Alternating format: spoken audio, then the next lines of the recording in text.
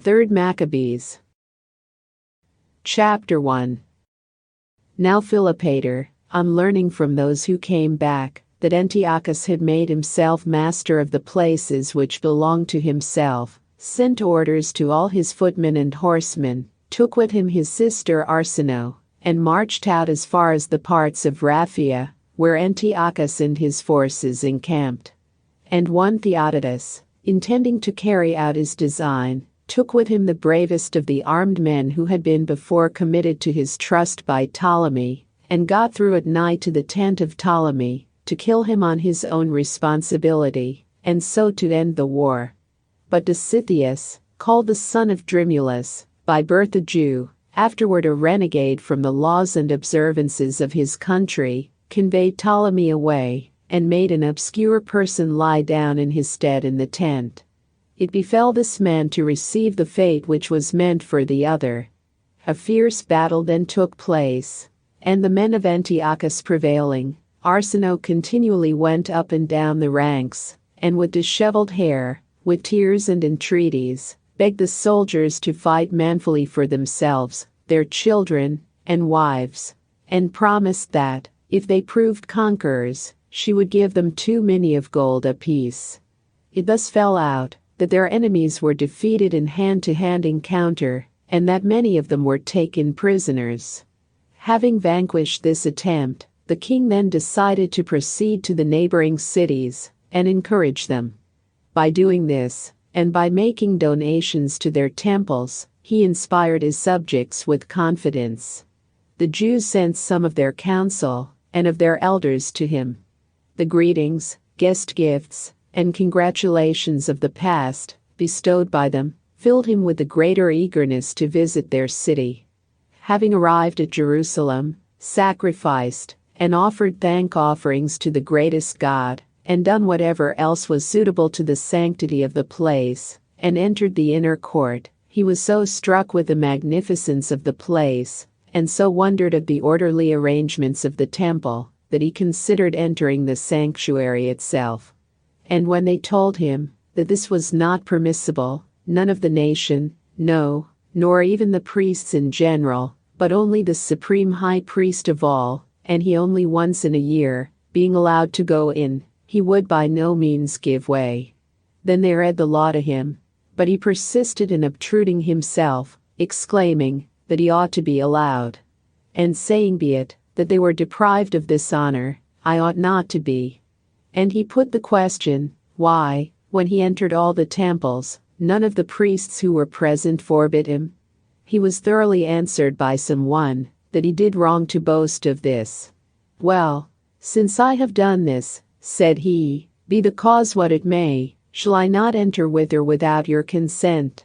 And when the priests fell down in their sacred vestments imploring the greatest God to come and help in time of need, and to avert the violence of the fierce aggressor, and when they filled the temple with lamentations and tears, then those who had been left behind in the city were scared, and rushed forth, uncertain of the event.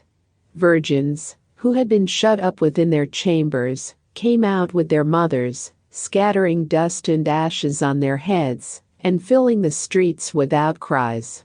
Women, but recently separated off, left their bridal chambers, left the reserve that befitted them, and ran about the city in a disorderly manner.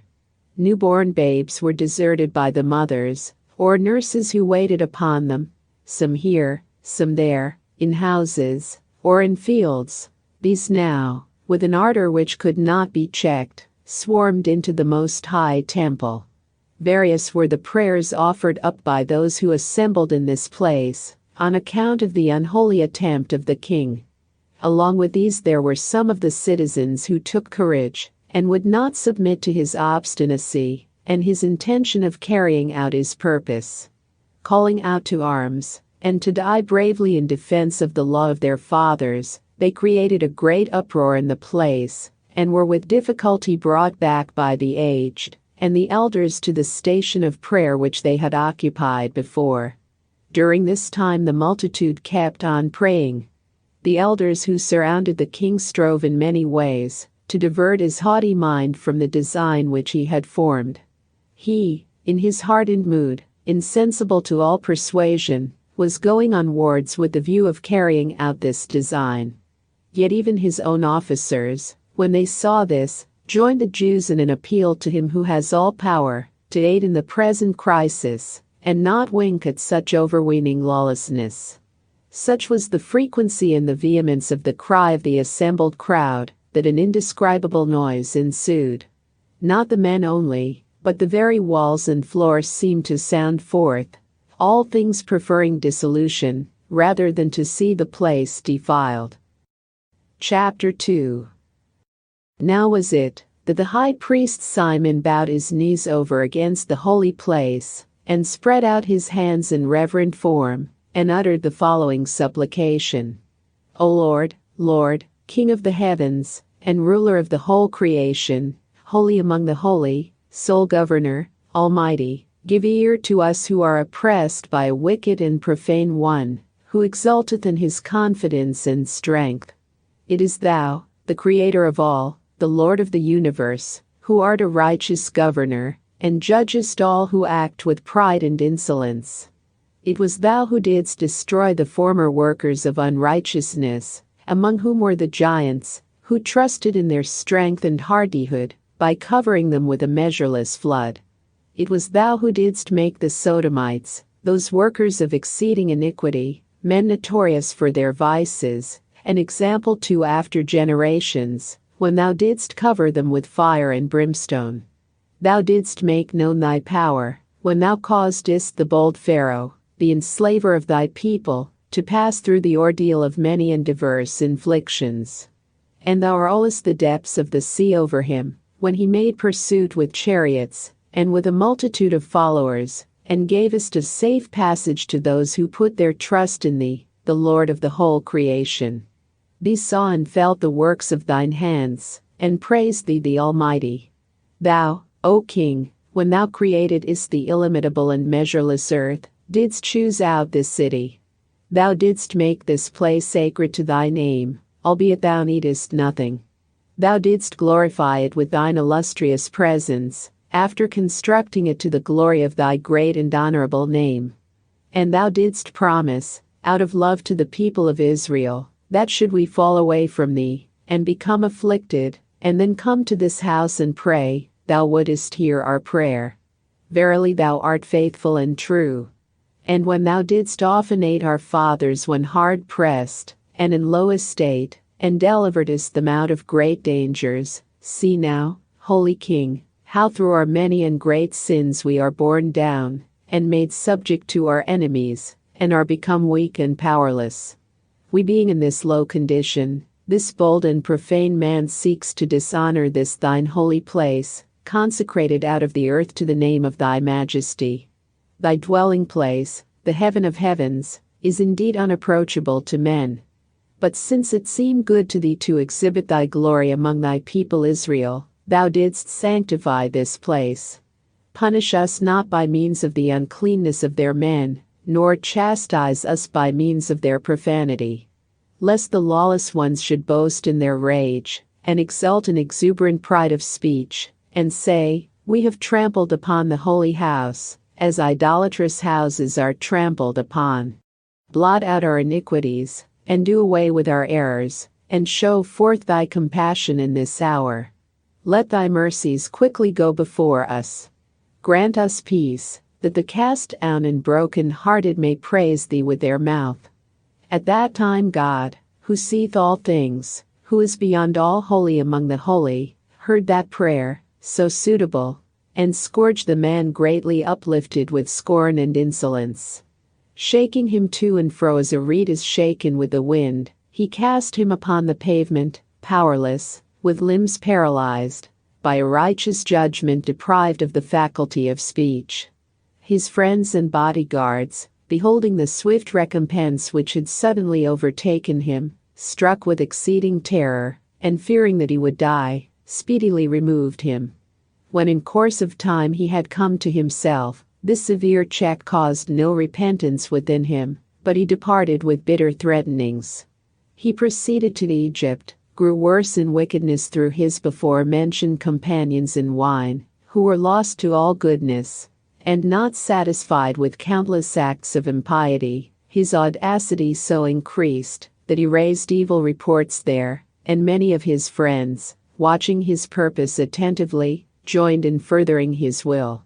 His purpose was to indict a public stigma upon our race, wherefore he erected a pillar at the tower porch, and caused the following inscription to be engraved upon it: that entrance to their own temple was to be refused to all those who would not sacrifice, that all the Jews were to be registered among the common people, that those who resisted were to be forcibly seized and put to death, that those who were thus registered were to be marked on their persons by the ivy leaf symbol of Dionysus, and to be set apart with these limited rites. To do away with the appearance of hating them all, he had it written underneath that if any of them should elect to enter the community of those initiated in the rites, these should have equal rights with the Alexandrians. Some of those who were over the city, therefore, abhorring any approach to the city of piety, unhesitatingly gave in to the king, and expected to derive some great honor from a future connection with him. A nobler spirit, however, prompted the majority to cling to their religious observances, and by paying money, that they might live unmolested, these sought to escape the registration. Cheerfully looking forward to future aid, they abhorred their own apostates, considering them to be national foes, and debarring them from the common usages of social intercourse. Chapter 3. On discovering this, so incensed was the wicked king, that he no longer confined his rage to the Jews in Alexandria. Laying his hand more heavily upon those who lived in the country, he gave orders that they should be quickly collected into one place, and most cruelly deprived of their lives. While this was going on, an invidious rumor was uttered abroad by men who had banded together to injure the Jewish race. The purport of their charge was that the Jews kept them away from the ordinances of the law. Now, while the Jews always maintained a feeling of unswerving loyalty towards the kings, yet, as they worshipped God and observed his law, they made certain distinctions and avoided certain things. Hence some persons held them in odium, although, as they adorned their conversation with works of righteousness, they had established themselves in the good opinion of the world. What all the rest of mankind said was, however, made of no account by the foreigners, who said much of the exclusiveness of the Jews with regard to their worship and meats. They alleged that they were men unsociable, hostile to the king's interests, refusing to associate with him or his troops. By this way of speaking, they brought much odium upon them. Nor was this unexpected uproar and sudden conflux of people unobserved by the Greeks who lived in the city, concerning men who had never harmed them. Yet to aid them was not in their power, since all was oppression around, but they encouraged them in their troubles, and expected a favorable turn of affairs. He who knoweth all things will not disregard so great a people. Some of the neighbors, friends, and fellow dealers of the Jews even called them secretly to an interview, pledged them their assistance, and promised to do their very utmost for them.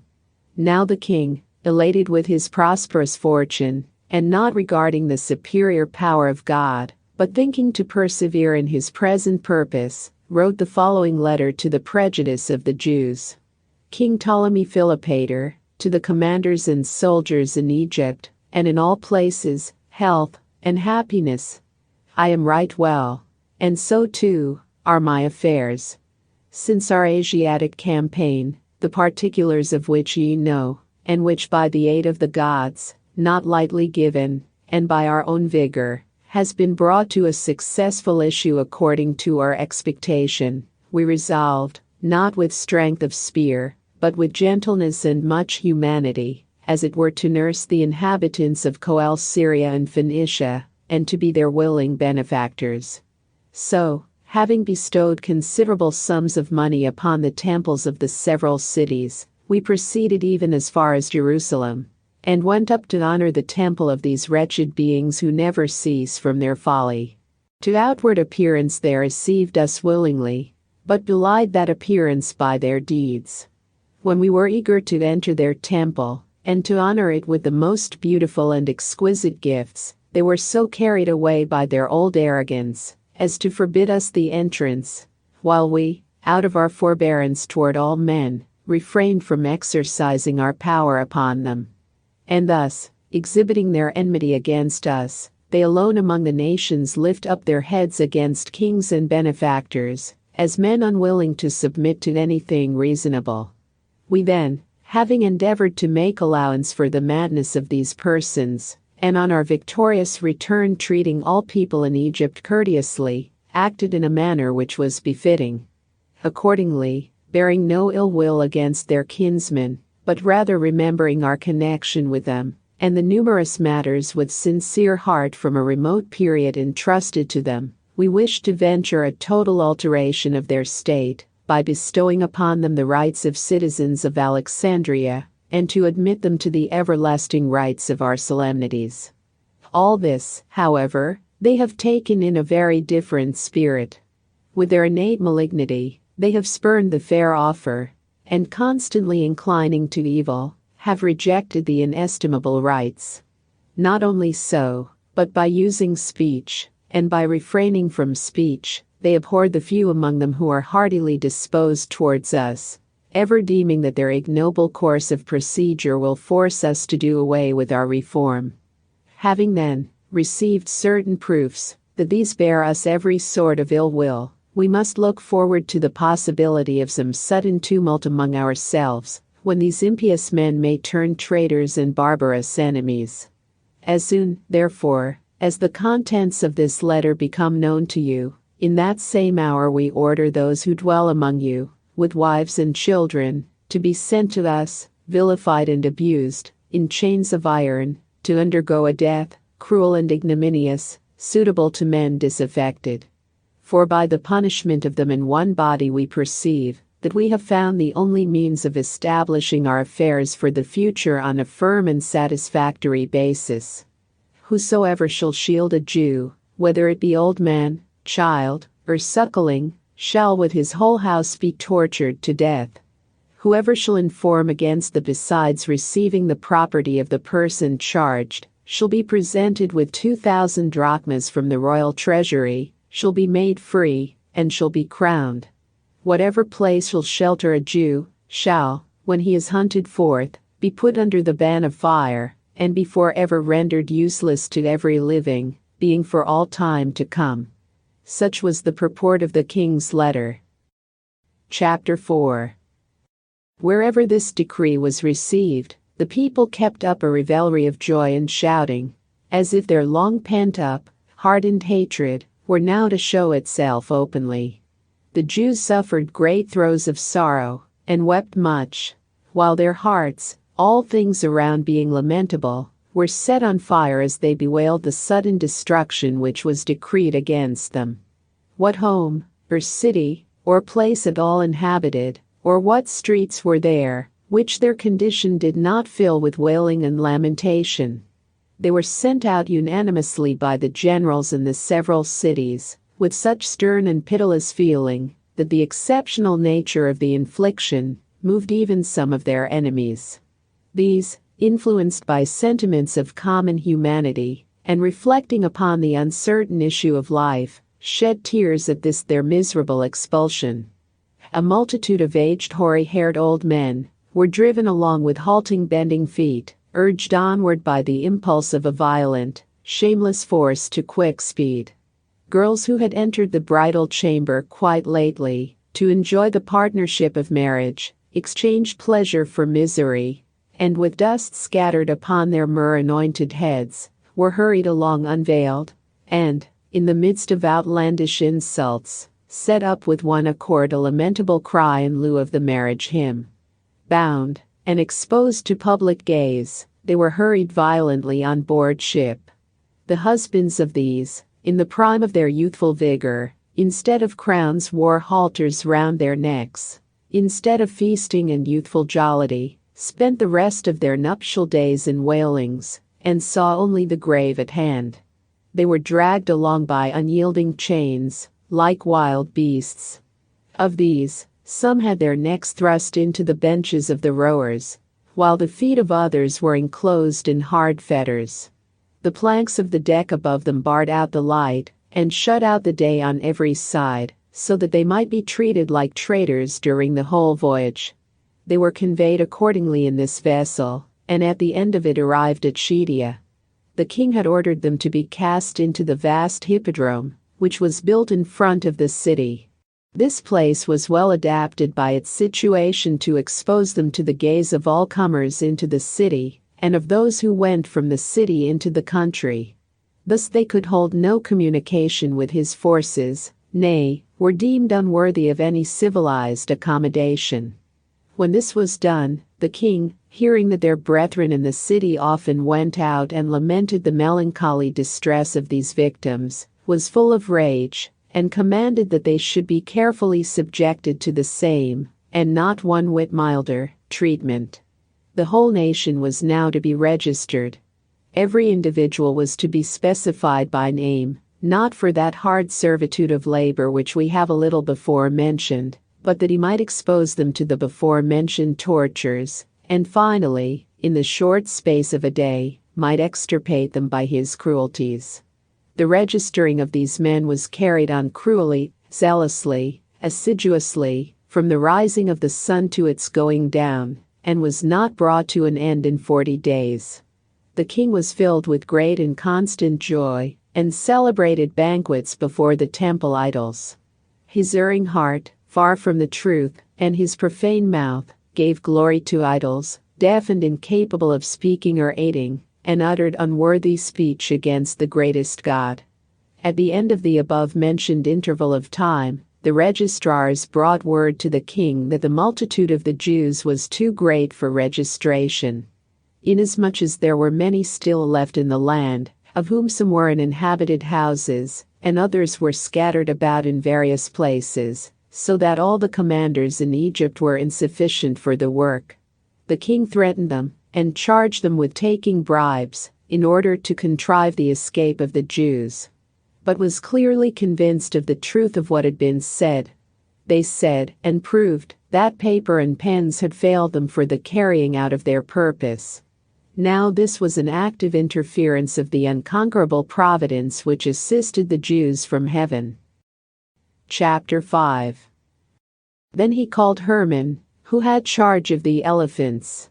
Full of rage, altogether fixed in his furious design, he commanded him, with a quantity of unmixed wine and handfuls of incense, to drug the elephants early on the following day.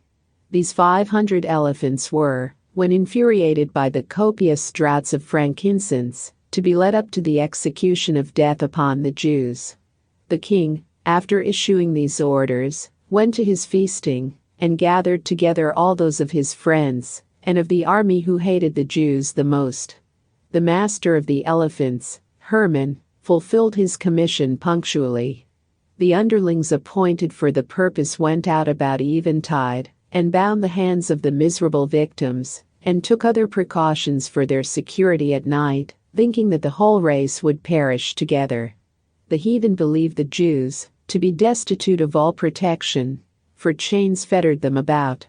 They invoked the Almighty Lord, and ceaselessly besought with tears their merciful God and Father, ruler of all, Lord of every power, to overthrow the evil purpose which was gone out against them, and to deliver them by extraordinary manifestation from that death which was in store for them. Their litany so earnest went up to heaven. Then Herman, who had filled his merciless elephants with copious draughts of mingled wine and frankincense, came early to the palace, to certify the kind thereof.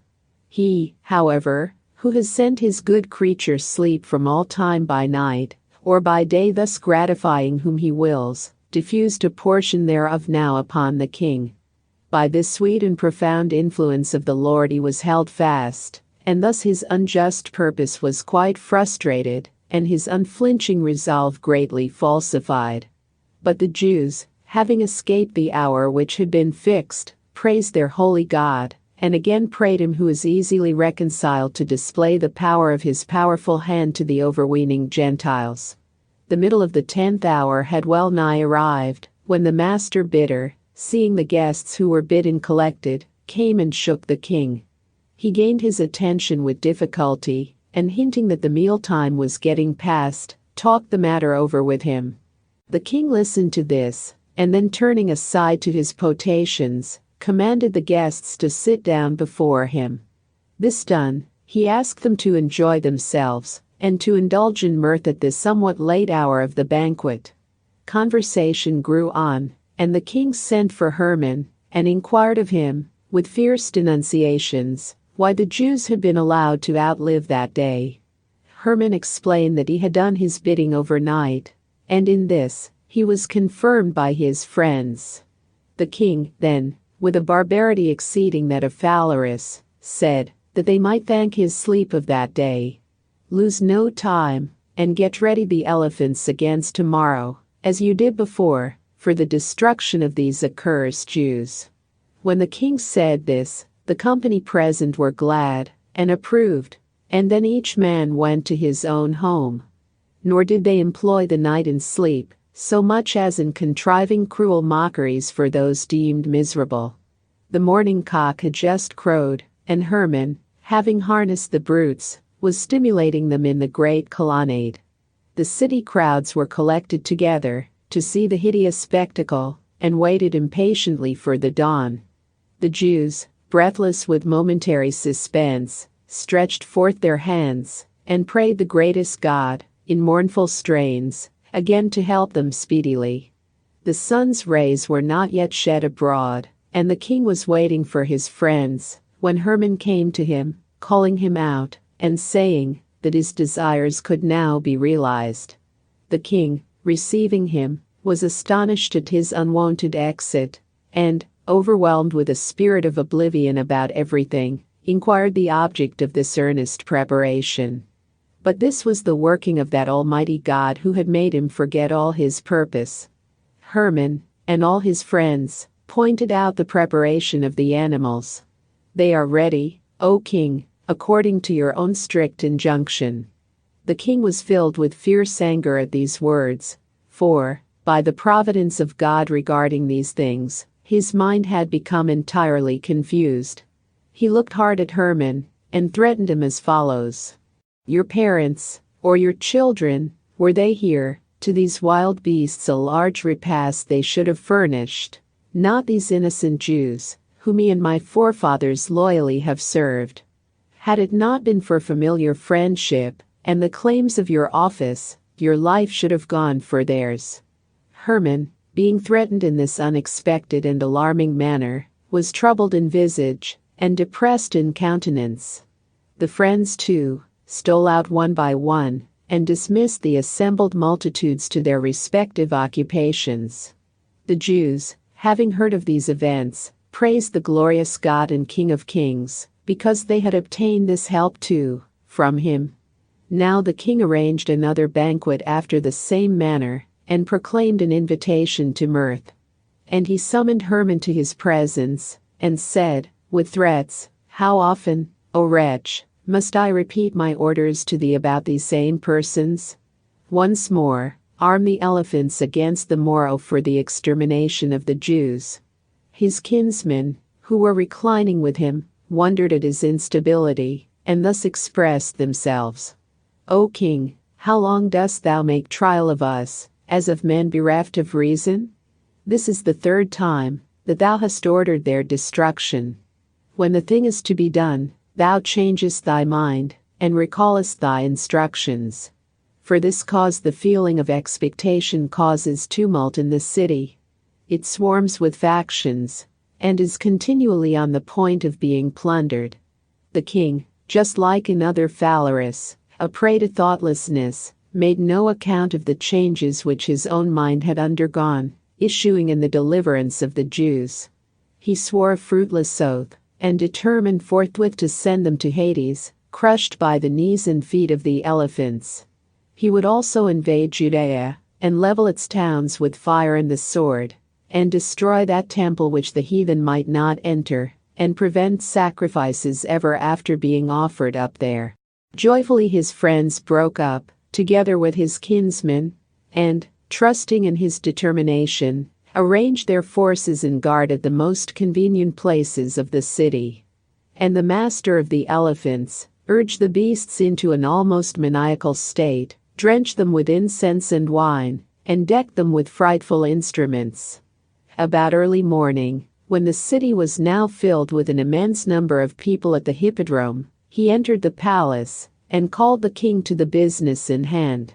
The king's heart teemed with impious rage, and he rushed forth with the mass, along with the elephants.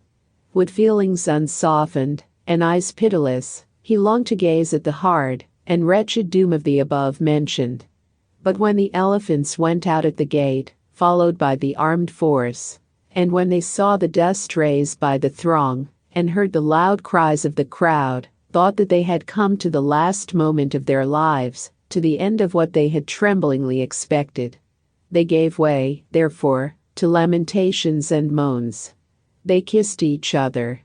Those nearest of kin to each other hung about one another's necks. Fathers about their sons, mother their daughters. Other women held their infants to their breasts, which drew what seemed their last milk. Nevertheless, when they reflected upon the succor before granted them from heaven, they prostrated themselves with one accord, removed even the sucking children from the breasts, and sent up an exceeding great cry entreating the Lord of all power to reveal himself, and have mercy upon those who now lay at the gates of Hades. Chapter 6. And Eleazar, an illustrious priest of the country, who had attained to length of days, and whose life had been adorned with virtue, caused the presbyters who were about him to cease to cry out to the holy God, and prayed thus: O King, mighty in power, most high, almighty God, who regulatest the whole creation with thy tender mercy, look upon the seed of Abraham, upon the children of the sanctified Jacob, thy sanctified inheritance, O Father, now being wrongfully destroyed as strangers in a strange land. Thou destroyedst Pharaoh, with his hosts of chariots, when that lord of the same Egypt was uplifted with lawless hardihood and loud-sounding tongue. Shedding the beams of thy mercy upon the race of Israel, thou didst overwhelm him with his proud army. When Sennacherib, the grievous king of the Assyrians, glorying in his countless hosts, had subdued the whole land with his spear, and was lifting himself against thine holy city, with boastings grievous to be endured, thou, O Lord, didst demolish him, and didst show forth thy might to many nations. When the three friends in the land of Babylon of their own will expose their lives to the fire, rather than serve vain things, thou didst send a dewy coolness through the fiery furnace, and bring the fire upon all their adversaries. It was thou who, when Daniel was hurled, through slander and envy, as a prey to lions down below, didst bring him back against unhurt to light. When Jonah was pining away in the belly of the sea-bred monster, thou didst look upon him, O Father, and recover him to the sight of his own.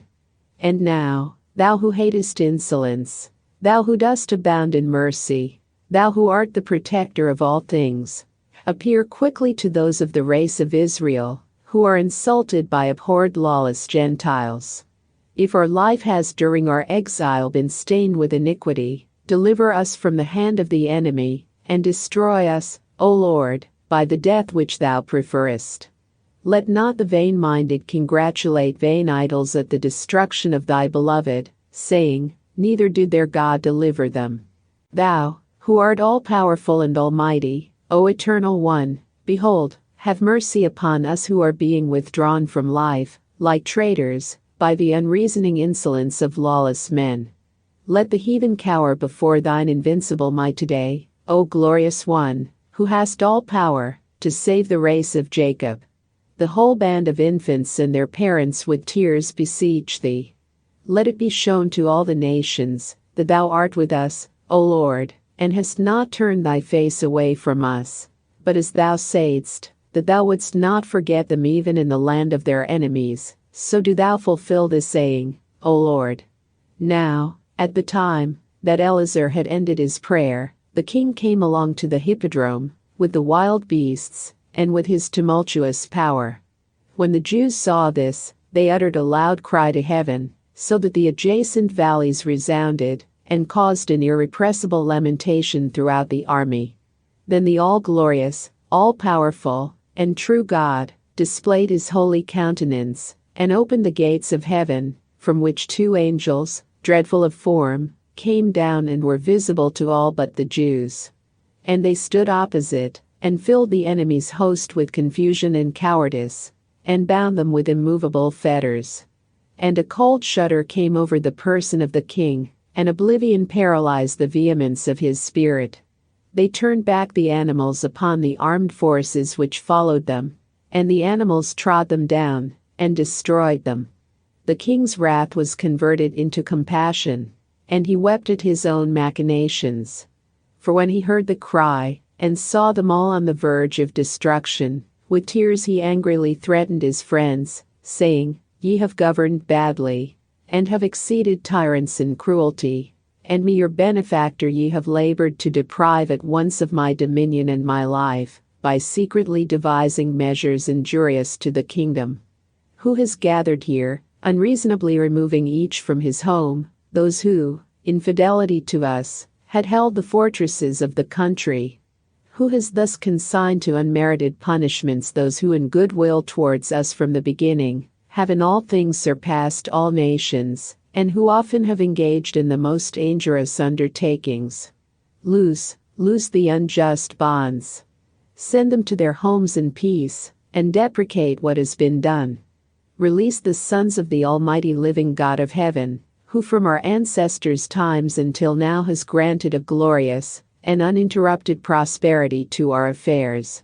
These things he said, and they, released the same moment, having now escaped death, praised God their holy Savior.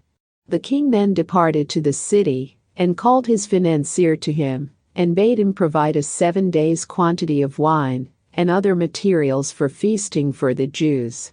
He decided that they should keep a gladsome festival of deliverance in the very place in which they expected to meet with their destruction. Then they who were before despised, and nigh unto Hades, yea, rather advanced into it, partook of the cup of salvation, instead of a grievous and lamentable death. Full of exultation, they parted out the place intended for their fallen burial into banqueting booths. Ceasing their miserable strain of woe, they took up the subject of their fatherland, hymning and praise God their wonder-working Savior. All groans, all wailing, were laid aside. They formed dances in token of serene joy. So, also, the king collected a number of guests for the occasion, and returned unceasing thanks with much magnificence for the unexpected deliverance afforded him. Those who had marked them out, as for death and for carrion, and had registered them with joy, howled aloud, and were clothed with shame, and had the fire of their rage ingloriously put out. But the Jews, as we just said, instituted a dance, and then gave themselves up to feasting, glad thanksgivings, and psalms. They made a public ordinance to commemorate these things for generations to come, as long as they should be sojourners. They thus established these days as days of mirth, not for the purpose of drinking or luxury, but because God had saved them. They requested the king to send them back to their homes. They were being enrolled from the 25th of Pachon to the 4th of Epiphi, a period of 40 days. The measures taken for their destruction lasted from the 5th of Epiphi till the 7th, that is, 3 days. The ruler over all did during this time manifest forth his mercy gloriously, and did deliver them altogether unharmed. They feasted upon the king's provision up to the 14th day, and then asked to be sent away. The king commended them, and wrote the subjoined letter, of magnanimous import for them, to the commanders of every city. Chapter 7. King Ptolemy Philopator to the commanders throughout Egypt, and to all who are set over affairs, joy and strength. We too, and our children are well, and God has directed our affairs as we wish. Certain of our friends did of malice vehemently urge us to punish the Jews of our realm in a body, with the infliction of a monstrous punishment. They pretended that our affairs would never be in a good state till this took place. Such, they said, was the hatred borne by the Jews to all other people. They brought them fettered in grievous chains as slaves, nay, as traitors. Without inquiry or examination they endeavored to annihilate them.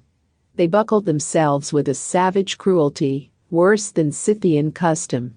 For this cause we severely threatened them, yet, with the clemency which we are wont to extend to all men, we at length permitted them to live.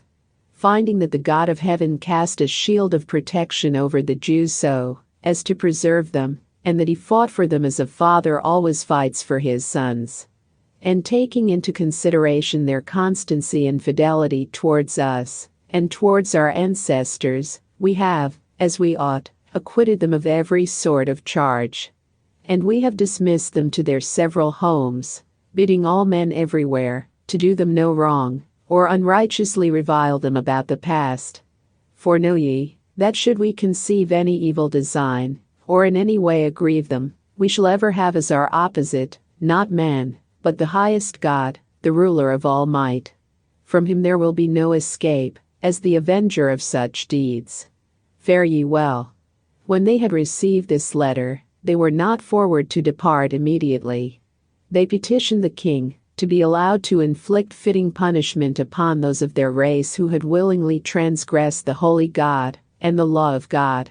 They alleged that men who had for their belly's sake transgressed the ordinances of God would never be faithful to the interests of the king. The king admitted the truth of this reasoning and commended them.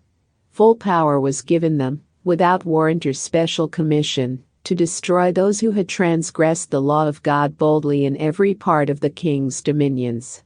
Their priests, then, as it was meet, saluted him with good wishes, and all the people echoed with the Hallelujah. They then joyfully departed.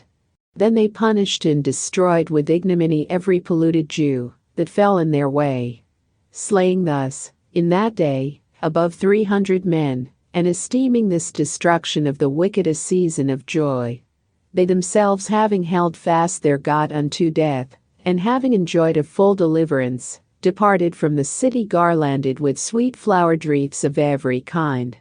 Uttering exclamations of joy, with songs of praise, and melodious hymns they thanked the God of their fathers, the eternal Savior of Israel. Having arrived at Ptolemais, called from the specialty of that district rose-bearing, where the fleet, in accordance with the general wish, waited for them 7 days, they partook of a banquet of deliverance, for the king generously granted them severally the means of securing a return home.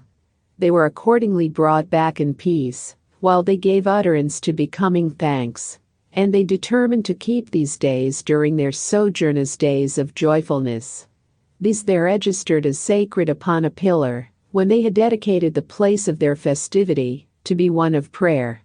They departed unharmed, free, abundant in joy, preserved by the king's command, by land, by sea, and by river, each to his own home. They had more weight than before among their enemies, and were honored and feared, and no one in any way robbed them of their goods. Every man received back his own, according to inventory, those who had obtained their goods, giving them up with the greatest terror. For the greatest God wrought with perfectness wonders for their salvation. Blessed be the Redeemer of Israel unto everlasting. Amen.